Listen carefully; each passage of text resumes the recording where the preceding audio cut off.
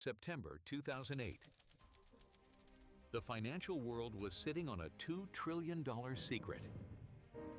And the secret was simple. It was all worth zero. To understand how we got there, you have to go back to an elevator on the 42nd floor. 4:58 p.m., Eric Dale, the head of risk management for an entire floor of traders, was being fired. As he was being escorted out, he did one last thing. He handed a USB drive to a young analyst. Be careful with that. You should look at this. It's got some bugs, but it's interesting. Peter had no idea he was holding a detonator. The fuse was already lit. You have to understand the lie everyone believed. After 2001, money was cheap. Interest rates were low. Banks had a simple problem. They had too much money and not enough people to lend it to. So they changed the rules. If you could fog a mirror, you could get a mortgage. They took thousands of these risky mortgages and bundled them together. The idea was simple. Mix the bad ones with the good ones, and the whole thing becomes safe. Then they paid rating agencies to stamp these sausages AAA. The safest investment possible. The whole world bought them. Pension funds. Countries, your retirement. But here's the fatal flaw. Eric Dale's model was looking at what happened when the music stopped. He ran the numbers. And the numbers were impossible. Peter didn't sleep. He called the only other person still in the building. Seth, you need to get down here, now! It's about Dale's model. Seth called Will Emerson. Will was head of trading. He was not happy. This better be good. By 11:44 p.m., Will, a middle-aged African-American man, was in the office. He looked at Peter's screen for 10 seconds. Then he said 2 words. Oh, shit. Then he made a call.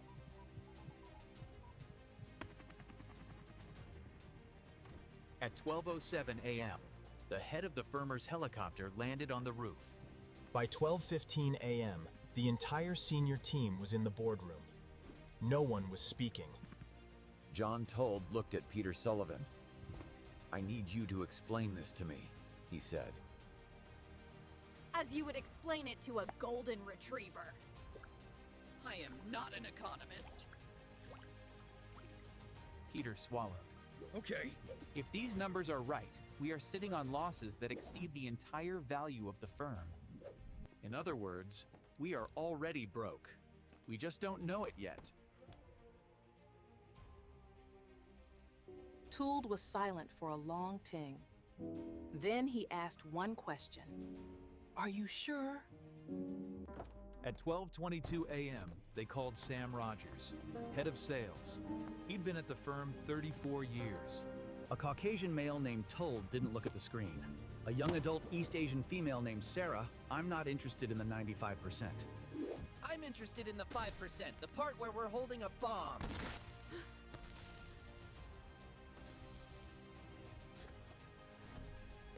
He stood up. There are 3 ways to make a living in this business. Be first, be smarter, or cheat. I don't cheat. We are first, or we are out of business. Will Emerson, you will sell everything, every bond, every position, today.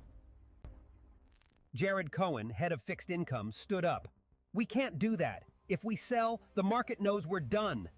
We'll be burning bridges with every client we have. We will never trade again.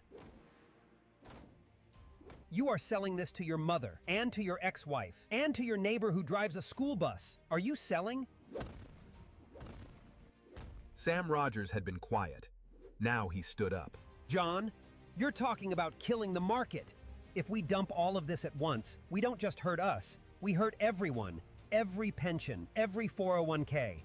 Tould looked down at the sausage. then back at Sam. I'm not talking about the market, Sam. I'm talking about survival. If we don't sell first, we don't sell at all. So I will ask you one more time. Will you be first, or will you be last? First. Tull nodded. Good. He looked at Will Emerson. Make the calls. This is Emerson. We are selling everything. In BS, every CDO, every position on the book, you get the best price you can and you move it. Now, by 1:15 a.m., they had moved $2 billion. The market hadn't noticed. Yet. At Morgan Stanley, a night trader saw the print. $2 billion. Sold at 96. You seeing this? Someone's dumping. All of it. By 2:17 a.m., 5 other firms were on the line. The question was the same. What do they know? No. Will's desk, 2:22 a.m. Sir, we can't get 96 anymore. Best bid is 94. Sam Rogers closed his eyes. Take it. Take all of it. At 94. Hit the 94 bid. All of it. The bleeding had started. And once it starts, it doesn't stop. 3 a.m. Bloomberg Terminal. Headline, Mystery Seller Floods MBS Market. $5B plus moved. At Goldman, the head of fixed income was woken up. It's not us, but if they're selling, we have to sell. 3:14 a.m. The bid was 90. Our desk was still selling. So was everyone else. This was contagion. The moment fear becomes a virus. Back in the boardroom, Will looked at Tull. We've sold 70% of the book. We're still alive. Tull stood up. Alive is not the same as safe. Keep selling. He walked out. 4 a.m. 5 hours until the market opened. They were 90% out. Peter Sullivan was alone at his desk. He looked at the number, then at his hands. We saved the firm, but we destroyed trust. Sam Rogers walked over. He'd been in this business since 1974. He knew what this meant. Kid, you know what we did tonight? Sam answered his own question. We just killed the firm's reputation to save its life. Get new! CNBC, bloodbath on Wall Street, mortgage bonds in free fall, source of selling still unknown. But Sam knew. The buyers of their bonds last night were now down 20%. 8:32 a.m. Jared Cohen took a call. You guys, you were the sellers, weren't you? To anyone, you understand?